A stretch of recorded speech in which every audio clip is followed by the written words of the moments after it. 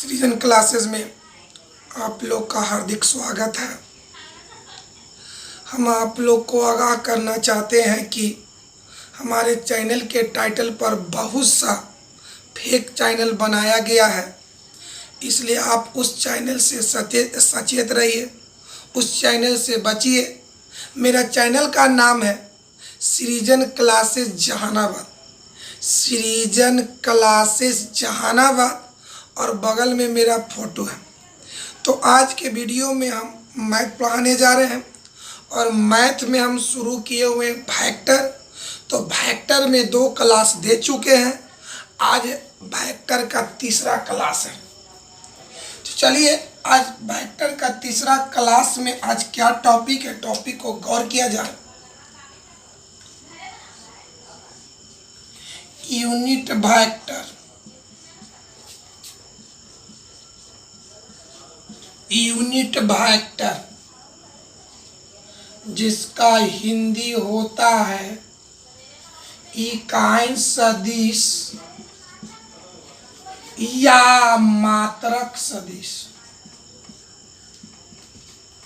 या मात्रक सदिश आज का टॉपिक है यूनिट वेक्टर, जिसको हिंदी में इकाई सदिश या मात्रक सदिश कहा जाता है। इसको पराया फिजिक्स में पढ़े होंगे कि यूनिट वेक्टर को पराया आई जे के से दर्शाया जाता है। तो यूनिट वेक्टर को आई जे के से दर्शाया जाता है। आइए, यूनिट वेक्टर को आई जे के से दर्शाया जाता है। अब आई जे के को लिखने का तरीका तो आप याद कीजिए फिजिक्स में कि यूनिट वेक्टर को कैप से, कैप का सिंबल ऐसे होता है। यूनिट वेक्टर को कैप से दर्शाया जाता है। एक बार और समझे, यूनिट वेक्टर का हिंदी इकाई सदिश या मात्रक सदिश होता है, जिसको प्रायः आई जे के से दर्शाया जाता है। तो आपको फिजिक्स में याद होना चाहिए कि यूनिट वेक्टर को कैप से दर्शाया जाता है। तो इस आधार पर आई जे के को हम लिखेंगे कैसे, आई कैप जे कैप के कैप, आई कैप जे कैप के कैप। इतना न लिख करके हम इसको वेक्टर आई, वेक्टर जे, वेक्टर के भी लिख सकते हैं। एक बार और समझा जाए, यूनिट वेक्टर का हिंदी इकाई सदिश या मात्रक सदिश होता है। यूनिट वेक्टर को प्रायः आई जे के से दर्शाया जाता है। यूनिट वेक्टर को कैप के रूप में लिखा जाता है। तब आई जे के को हम इस आधार पर लिखेंगे, आई कैप जे कैप के कैप। इतना न लिख करके इसको ऐसे भी लिख सकते हैं, वेक्टर आई, वेक्टर जे, वेक्टर के। ये दोनों में कोई भी लिख सकते हैं, लेकिन हमारी आदत है ए लिखना, यानी वेक्टर आई, वेक्टर जे और वेक्टर के। यानी वेक्टर आई, वेक्टर जे, वेक्टर के यूनिट वेक्टर है, यानी इकाई सदिश या मात्रक सदिश है। अब आगे बढ़ते हैं।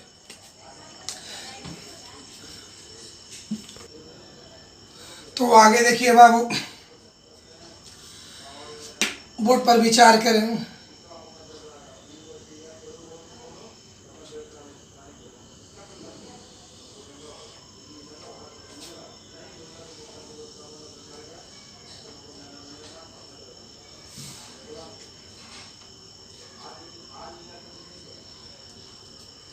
बोर्ड पर क्या करें,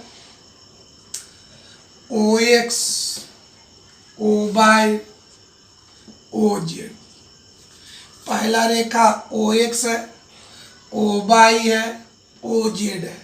ये तीनों रेखा, ये तीनों लाइन परस्पर लंबवत होता है। यानी हर लाइन के बीच में, हर दो लाइन के बीच में 90 डिग्री, ये भी 90 डिग्री, ये भी 90 डिग्री, ये भी 90 डिग्री, यानी तीनों रेखा परस्पर लंबवत है। एक बार सुने, पहला लाइन है OX, दूसरा है OY, तीसरा है OZ, यानी तीनों रेखा परस्पर क्या है, लंबवत है। यानी हर दो लाइन के बीच में 90 डिग्री होता है। अब आगे बढ़े तो डिफिनेशन के अनुसार, परिभाषा के अनुसार, किसी एक लाइन को, इसको हम कहेंगे एक्स एक्सिस, इसको कहेंगे वाई एक्सिस, इसको कहेंगे जेड एक्सिस। याद हुआ? OX को एक्स एक्सिस, OY को वाई एक्सिस और OZ को जेड एक्सिस। क्या चीज बोलिए? पहला हो गया एक्स एक्सिस, एक्स एक्सिस न कह करके इसको एक्स अक्ष भी, एक्स अक्ष भी कह सकते हैं। दूसरा है वाई एक्सिस, जिसका हिंदी वाई अक्ष होता है। तीसरा है जेड एक्सिस, जिसका हिंदी होता है जेड अक्ष। अब आगे बढ़िए, ये आपका एक्स अक्ष हो गया, ये आपका हो गया वाई अक्ष हो गया, आई आपका हो गया जेड अक्ष। अब आगे बढ़े, ये कौन एक्सिस है? X axis. तो एक्स एक्सिस के अनुदिश, एक्स अक्ष के अनुदिश यूनिट वेक्टर, यानी एक्स एक्सिस के अनुदिश यूनिट वेक्टर आई होता है। कोई बोलेगा कि एक्स अक्ष के अनुदिश इकाई सदिश होता है, तो वेक्टर आई। ई कौन एक्सिस है? Y axis. तो वाई एक्सिस का अनुदिश इकाई सदिश होता है वेक्टर जेड। ई कौन एक्सिस है? Z axis. जेड एक्सिस का अनुदिश इकाई सदिश होता है वेक्टर के। याद किया जाए, एक्स अक्ष के अनुदिश इकाई सदिश वेक्टर आई, वाई एक्सिस का अनुदिश इकाई सदिश वेक्टर जे, जेड एक्सिस का अनुदिश इकाई सदिश वेक्टर के। इकाई सदिश ना कह करके मात्रक सदिश भी कह सकते हैं। एक बात और याद किया जाए, एक्स अक्ष के अनुदिश इकाई सदिश या मात्रक सदिश वेक्टर आई होता है, वाई एक्सिस का अनुदिश इकाई सदिश या मात्रक सदिश वेक्टर जे होता है, और जेड एक्सिस के अनुदिश इकाई सदिश या मात्रक सदिश वेक्टर के होता है। अब आगे इस विचार पर चलते हैं। तो 3 पॉइंट क्या पढ़े? एक्स एक्सिस के, एक्स एक्सिस के अनुदिश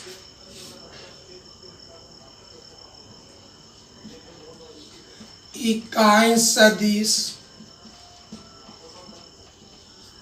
या मात्रक सदिश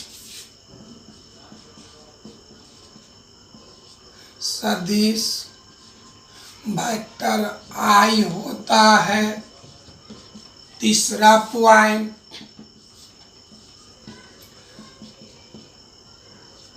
वाई एक्सिस के अनुदिश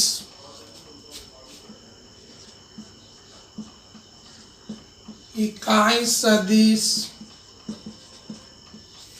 या मात्रक सदिश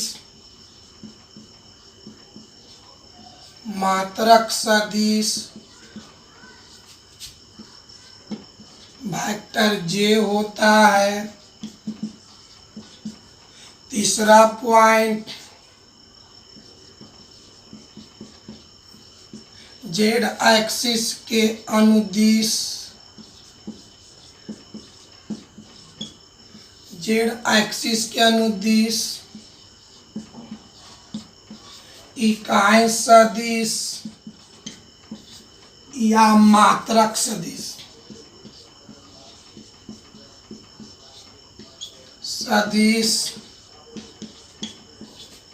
वेक्टर के होता है। ये तीनों पॉइंट आपको याद रखना है कि ताकि आगे जो भी टॉपिक, जो भी प्रॉब्लम आए तो उसको समझने में आपको सहूलियत मिलेगा। अब आगे टॉपिक पर विचार करते हैं। तो आप लोग को समझ में आ रहा है बाबू? तो अब आगे टॉपिक पर विचार किया जाता है। बोर्ड पर देखिए, अगला टॉपिक है मॉडुलस, जिसको हम लोग हिंदी में कहेंगे मापांक। मॉडुलस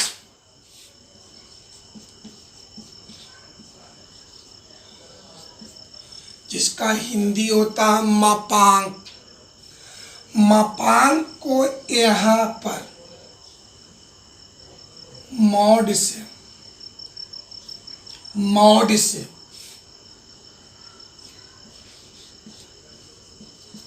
मापांक को यहाँ मॉड से दर्शाया जाता है। अगर इस चैप्टर में कहीं पर मॉड आए तो उसका अर्थ निकालेंगे मापांक। आइए लिखने का तरीका देखिए। पहले वेक्टर ए का मापांक, वेक्टर ए का मापांक ना लिख करके लिखेंगे मॉड वेक्टर ए, या खाली स्मॉल ए लिखेंगे। अगला वेक्टर बी का मापांक, इसको लिखेंगे मापांक मतलब मॉड, तो वेक्टर बी का मापांक ना लिख करके मॉड वेक्टर बी ना कह करके स्मॉल बी। आगे वेक्टर ए बी का मापांक को, वेक्टर ए बी के मापांक को हम क्या लिखेंगे मॉड वेक्टर ए बी या केवल ए बी। आगे वेक्टर पी क्यू का मापांक तो लिखेंगे मॉड वेक्टर पी क्यू या केवल खाली लिखेंगे पी क्यू। चौथा vector A plus vector B का मापांक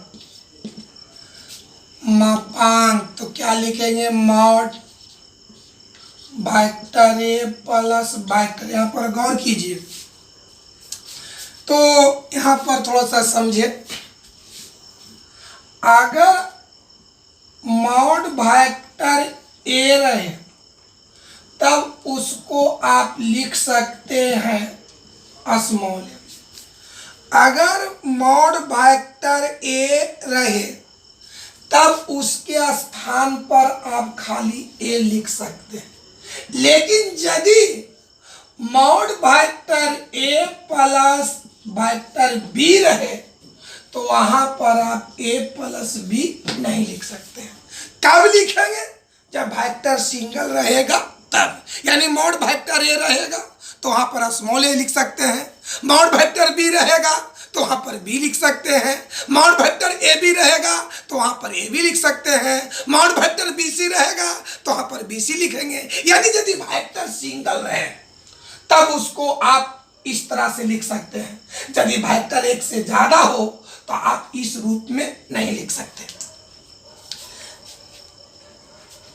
चलिए और देखिए, अगर है मॉड वेक्टर ए बी तो आप इसको, ए वेक्टर सिंगल है तो इसको आप ए बी लिख सकते हैं। अगर यदि ऐसे रहे mod vector B plus mod vector C तो इसको बी प्लस लिखना बिल्कुल रॉन्ग है।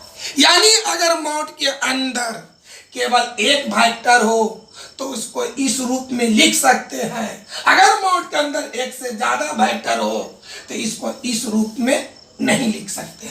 अब आगे बातों पर विचार किया जाए।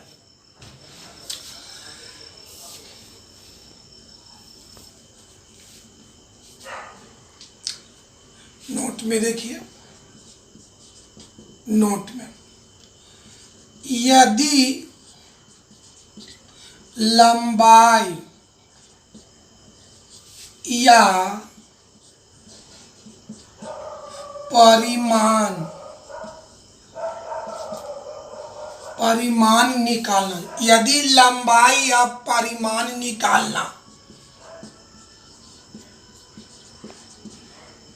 निकालना हो तो वहां पर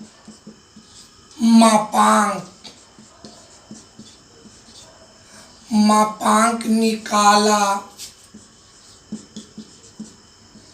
जाता है। अगर प्रॉब्लम बनाते समय, मैथ बनाते समय कहीं पर लंबाई निकालना हो या परिमाण निकालना हो तो आपको समझना चाहिए कि वहां पर मापांक निकालना है। जैसे एग्जाम्पल में देखिए,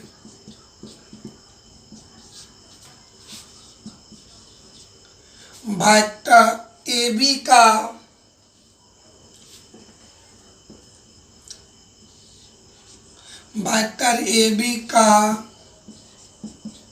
परिमाण, तो वेक्टर ए बी का परिणाम न कह करके वेक्टर ए बी का मापांक कह सकते हैं। अगला, वेक्टर ए का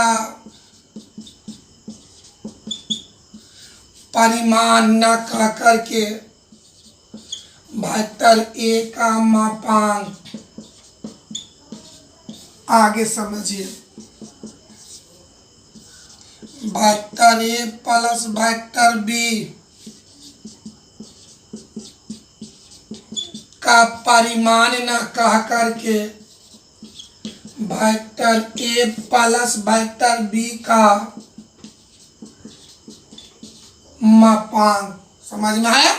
यानी परिमाण बोलेगा तो वहां पर मापांक निकालेंगे, यानी लंबाई कहे या परिमाण कहे तो वहां पर मापांक निकाला जाता है। और समझिए, आगे देखिए बाबू, और देखिए नोट में, अगर कहीं प्रॉब्लम बनाते समय कहीं ए बी की लंबाई ज्ञात करें, ए बी की लंबाई, तो ए बी की लंबाई, हम अभी बार बार बोल रहे हैं कि लंबाई कहे या परिमाण कहे तो आपको मापांक निकालना है। तो ए बी की लंबाई निकालने का मतलब वेक्टर ए बी का मापांक, वेक्टर ए बी का जो मापांक होगा वही ए बी की लंबाई होगा। अगर है पी क्यू की लंबाई तो पी क्यू की लंबाई ना कह के कहेंगे वेक्टर पी क्यू का मापांक। चलिए आगे, अगर एम एन की लंबाई ना कह करके वेक्टर एम एन का मापांक। चलिए अब आगे समझे, आगे बातों पर विचार दें। अभी हम आपको बताएं कि वेक्टर ए बी का मापांक बराबर लिखेंगे मॉड एक वेक्टर ए बी, या लिखेंगे A B. Vector A B का मापांक बराबर मॉड वेक्टर ए बी, या खाली लिख सकते हैं ए बी। मतलब क्या हुआ, यानी हम लिख सकते हैं यानी ए बी, फिर एक बार समझा जाए, एक बार समझ, इसका मतलब क्या हो गया कि वेक्टर ए बी का मापांक चाहे तो मॉड वेक्टर ए बी लिखें या खाली ए बी, अर्थात चलिए वेक्टर ए बी का मापांक बराबर मॉड वेक्टर ए बी, समीकरण नंबर फर्स्ट, या इसको दूसरे भाषा में लिखेंगे वेक्टर ए बी का मापांक खाली ए बी कर सकते हैं, समीकरण सेकंड। और फर्स्ट सेकंड पर केयर करें, गौर करें, तो दोनों का LHS बराबर है, दोनों का LHS बराबर है, तो RHS भी बराबर होगा। इक्वेशन फर्स्ट एंड सेकेंड से, तो क्या होगा, ये दोनों बराबर होगा, यानी ए बी बराबर मॉड वेक्टर ए बी। समझिए बढ़िया से, जहां पर ए बी रहेगा वहां पर मॉड वेक्टर ए बी लिखेंगे, और जहां पर मॉड वेक्टर ए बी है वहां पर ए बी लिखेंगे। सिमिलरली इसी प्रकार से, चलिए इसी सिमिलरली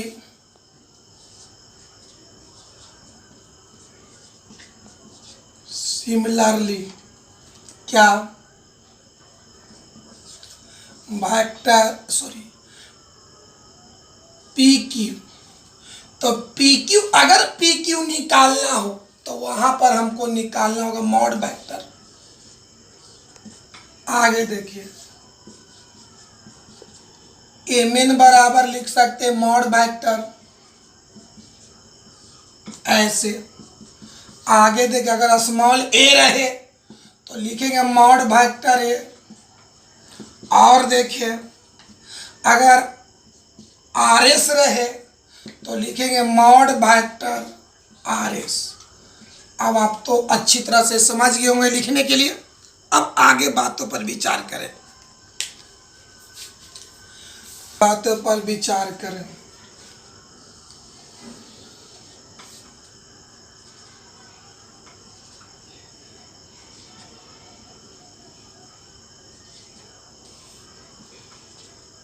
अगर क्वेश्चन बनाते समय, प्रश्न बनाते समय कहीं पर ये क्वेश्चन आ जाए कि ए से बी के लंबाई निकालें, ए से बी तक की लंबाई, चलिए क्या ए से बी तक की लंबाई, या कह सकते ए बी की लंबाई। चलिए ए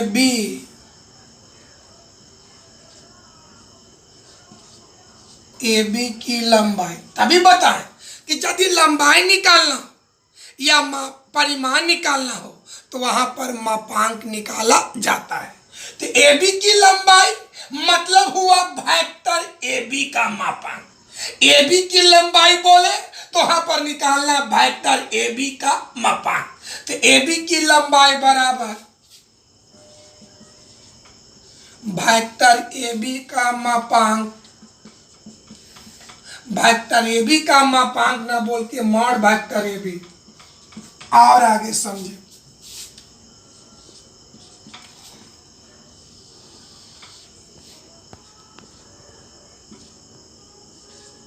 ये आपका रेखा पी क्यू है। अगर क्वेश्चन पूछ दे पी क्यू की लंबाई, तो हम क्या निकालेंगे, वेक्टर ए बी का मापांक, वेक्टर ए बी का मापांक। वेक्टर ए बी के मापांक को लिख सकते हैं मॉड वेक्टर पी क्यू। और समझे,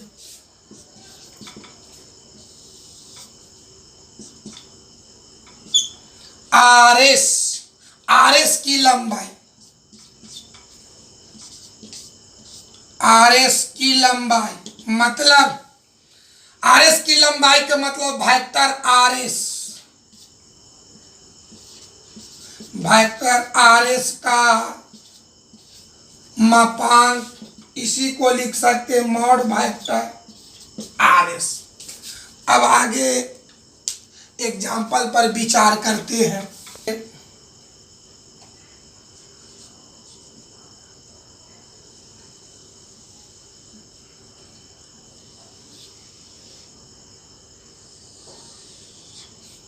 एक त्रिभुज ए बी सी, चलिए वेक्टर के माध्यम से तीनों भुजा की लंबाई निकालना। तो पहला भुजा है ए बी, दूसरा है बी सी, तीसरा है ए सी। चलिए आइए, पहला क्या है ए बी। अगर हमको ए बी की लंबाई निकालना हो, ए बी की लंबाई, लंबाई मतलब मापांक, तो अगर ए बी की लंबाई निकालना हो तो वेक्टर ए बी का मापांक निकालेंगे, वेक्टर ए बी का मापांक। ए बी की लंबाई निकालने का मतलब वेक्टर ए बी का मापांक, तो वेक्टर ए बी के मापांक को हम लिखते मॉड वेक्टर ए बी। अगला देखते हैं, अगर बी सी की लंबाई निकालना हो तो बी सी की लंबाई मतलब हो गया मॉड, हाँ बीसी की लंबाई निकालने का मतलब कि वेक्टर बीसी का मापांक, वेक्टर चलिए बीसी बराबर क्या लिखेंगे मॉड वेक्टर बीसी। आइए अगर एसी की लंबाई निकालना, माने एसी निकालना हो तो एसी निकालने का मतलब हो गया मॉड वेक्टर एसी। और एग्जांपल समझिए,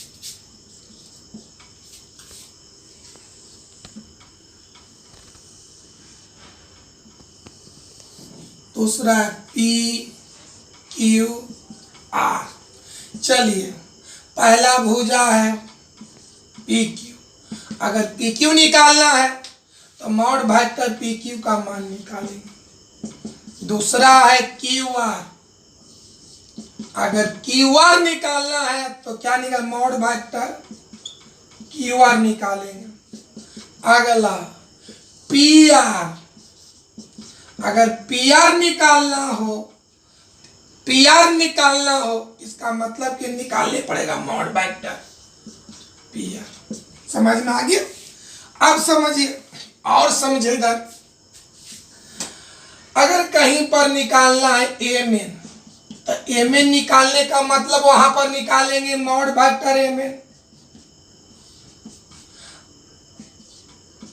अगर हमको स्मॉल ए निकालना है तो वहां पर निकालेंगे मॉड वेक्टर ए। मॉड वेक्टर ए का मतलब वेक्टर ए का मापांक। अगर हमको बी निकालना तो वहां पर निकालेंगे mod vector B. Mod vector B का मतलब वेक्टर बी का मापांक। अगर हमको आर एस निकालना हो तो वहां पर निकालेंगे मॉड वेक्टर आर एस, मतलब वेक्टर आर एस का मापांक। ये आपसे ये था मापांक दर्शाने का, लिखने का तरीका। अब चलिए मापांक निकाला जाता है कैसे। आइए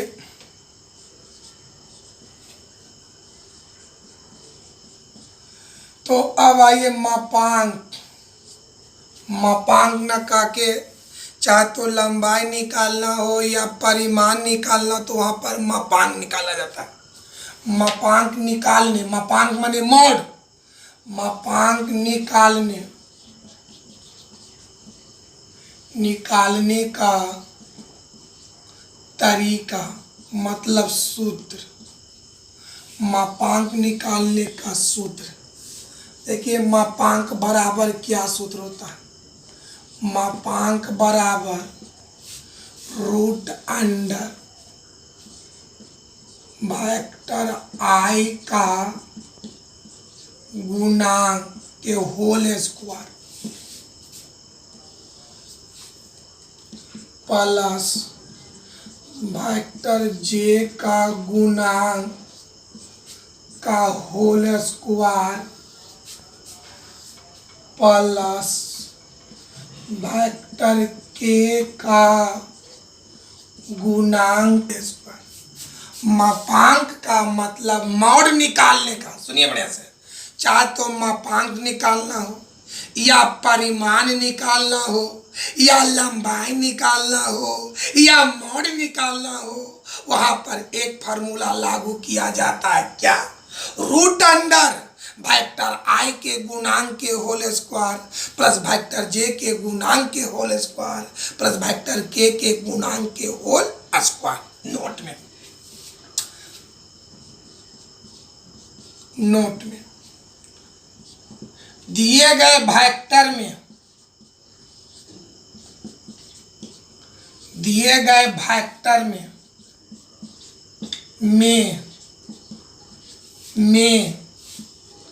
वेक्टर आई वेक्टर जे एवं वेक्टर के में से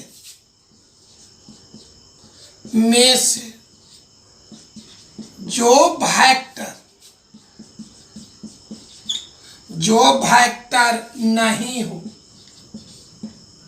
नहीं हो उसका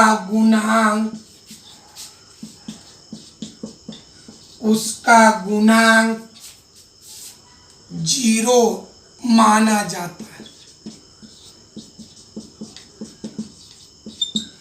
सुनिए एक बार आप समझिए, दिए गए वेक्टर में वेक्टर आई वेक्टर जे वेक्टर के में से जो वेक्टर नहीं हो उसका गुणांक 0 माना जाता है।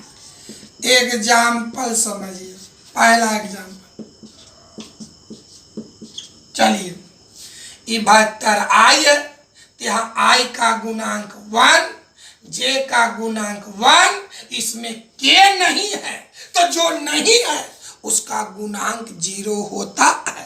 आई यहाँ पर वेक्टर आई का गुणांक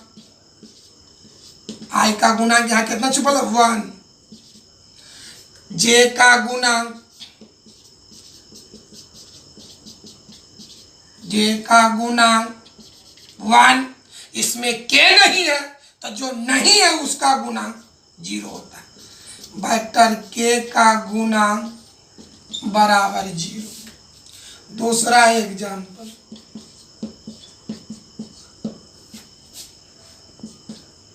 बताइए इस वेक्टर में आई का गुणांक -1, के का गुणांक 1, इसमें जे नहीं है तो जे का गुणांक 0 होगा। आई का गुणांक बराबर -1,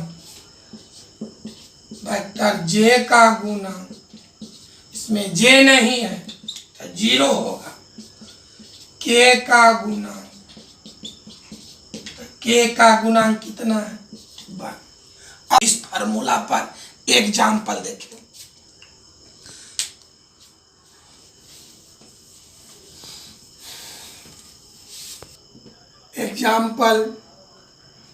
पहला एग्जाम्पल, वेक्टर आई का मापांक, वेक्टर आई का मापांक न का करके मॉड वेक्टर आई। अब चलिए मापांक निकालने का फार्मूला, वेक्टर आई का मापांक न का के मॉड वेक्टर आई। अब चलिए इसका मान निकालने के तरीका, रूट अंडर, चलिए फार्मूला क्या है? आई का गुणांक के होल स्क्वायर प्लस जे के गुणांक के होल स्क्वायर प्लस के गुणांक का होल स्क्वायर। तो चलिए वेक्टर आई का गुणांक मापांक निकाले, तो रूट अंडर आई का गुणांक, आई का गुणांक 1। चलिए देखिए इसमें जे नहीं है तो जो नहीं उसका गुणांक 0, के भी नहीं है, इसको हल करेंगे, रूट अंडर 1 + 0 + 0, हल करेंगे 1। अगर एग्जाम में आ जाए कि वेक्टर आई का मापांक या मॉड वेक्टर आई का मान कितना होता है? 1। अब आगे चलते हैं, वेक्टर जे,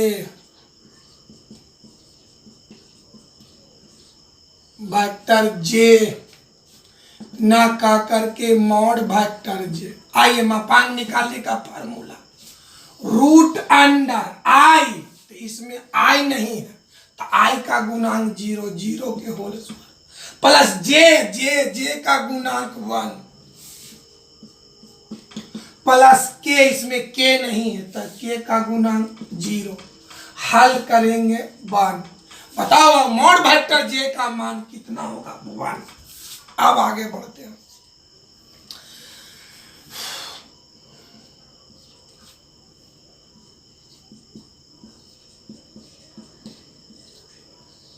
वेक्टर के का मापांक न लिख करके मॉड वेक्टर के, मॉड निकालने का तरीका, रूट अंडर आई, इसमें आई नहीं है तो गुणांक 0, इसमें जे नहीं है तो जे का गुणांक, इसमें के का गुणांक 1, हल करेंगे 1 होगा। यानी इसलिए मॉड वेक्टर आई हो या मॉड वेक्टर जे हो या मॉड वेक्टर के हो, उसका मान हमेशा 1 होता है। इसलिए मॉड वेक्टर आई, मॉड वेक्टर जे, मॉड वेक्टर के बराबर 1। चलिए एग्जाम में पूछित रहता है कि मॉड वेक्टर आई का मान कितना होगा तो 1, मॉड वेक्टर जे का मान कितना होगा तो 1, मॉड वेक्टर के का मान कितना होगा तो 1। मतलब तीनों वेक्टर का मापांक, तीनों वेक्टर का परिमाण हमेशा 1 होता है। इस आधार पर हम कह सकते भी बताएं कि वेक्टर आई, वेक्टर जे, वेक्टर के एक प्रकार के यूनिट वेक्टर है, एक प्रकार का यूनिट वेक्टर है, मतलब इकाई सदिश है, मतलब मात्रक सदिश है। तो जब मात्रक सदिश होगा तो उसकी मापांक हमेशा 1 होता है। यानी यूनिट वेक्टर का, यानी मात्रक सदिश का, यानी इकाई सदिश का मात्रक हमेशा 1 होता है। चलिए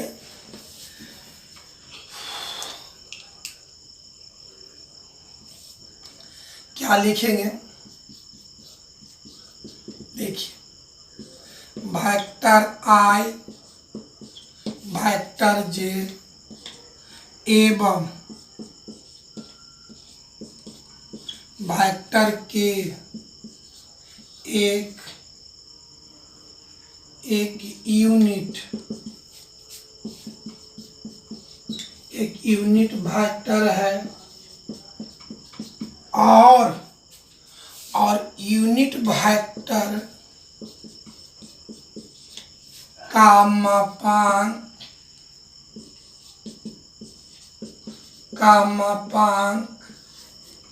हमेशा 1 होता है। याद करिएगा कि अगर दिया गया वेक्टर यूनिट है तो उसकी मापांक हमेशा 1 होता है, उसकी मॉड हमेशा 1 होता है। अगर वेक्टर यूनिट है तो उसकी मापांक कितना 1 होता है। यानी यूनिट वेक्टर को साबित करने के लिए, इकाई सदिश को साबित करने के लिए उसकी मापांक 0 दिखाना, उसकी मापांक 1 दिखाना होता है। एक बार सुनिए, यदि वेक्टर यूनिट है तो उसकी मापांक 1 होगा। अगर मापांक 1 है तो दिया गया वेक्टर यूनिट होगा। यानी यूनिट वेक्टर को साबित करने के लिए, यानी मात्रक सदिश को साबित करने के लिए उसकी मापांक 1 दिखाना होता है। जैसे देखा जाए, आगे बढ़े बाबू। अभी बताए कि अगर वेक्टर यूनिट है, इकाई है, तो उसकी मापांक कितना होगा 1। क्या देखा जाए,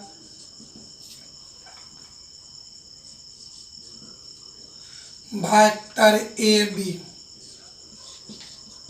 यूनिट वेक्टर है। वेक्टर ए बी क्या है, यूनिट है, मतलब मात्रक है।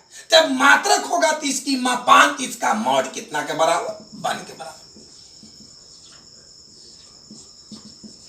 आगे देखते हैं अगला point, vector B C unit vector है। यूनिट वेक्टर मतलब हुआ इकाई सदिश या मात्रक सदिश। समझेगा? अगर वेक्टर BC यूनिट है तो कन्फर्म है कि उसकी मापांक 1 के बराबर। इसलिए मॉड वेक्टर BC बराबर 1। इससे स्पष्ट होता है कि दिए गए वेक्टर को इकाई या मात्रक साबित करना है तो उसकी मापांक 1 दिखाना होता है। क्या चीज? नोट में अगर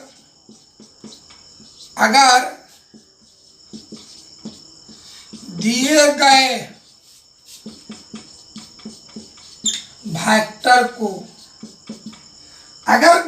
वेक्टर को यूनिट साबित करना हो, मतलब इकाई या मात्रक सदिश साबित करना हो तब उसका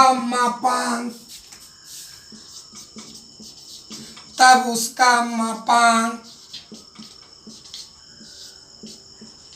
1 दिखाना होता है। तो ये बात याद रखना है, अगर वेक्टर यूनिट है तो उसकी मापांक 1 होगा। अगर मापांक 1 हो तो दिया गया वेक्टर यूनिट होगा, यानी यूनिट साबित करने के लिए वहां पर मापांक 1 दिखाना होता है। अब चले, अब एग्जाम्पल देखा जाए और एग्जाम्पल। तो अभी हम आपको बताएं मापांक निकालने का फॉर्मूला।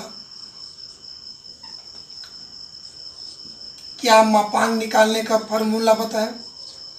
मापांक बराबर रूट अंडर वेक्टर I का गुणांक के होल स्क्वायर, वेक्टर J का गुणांक के whole square,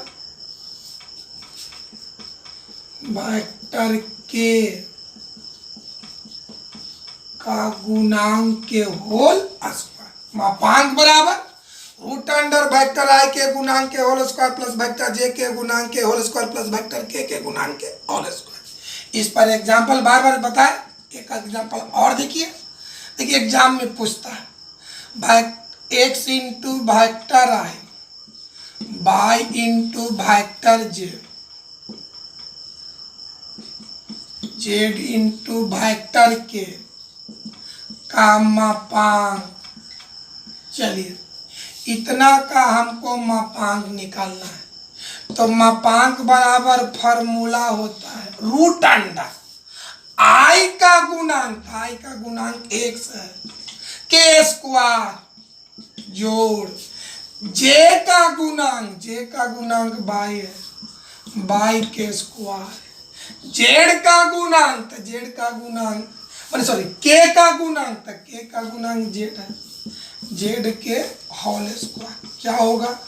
root under x square plus y square plus Z square. यही इसका आंसर होगा। और मापांक से रिलेटेड एग्जाम्पल, यानी एग्जाम्पल हो, ऑब्जेक्टिव हो, इसको हम अगला क्लास में और प्रैक्टिस करवाएंगे। आज का क्लास यहीं तक समाप्त किया जाता है। ओके।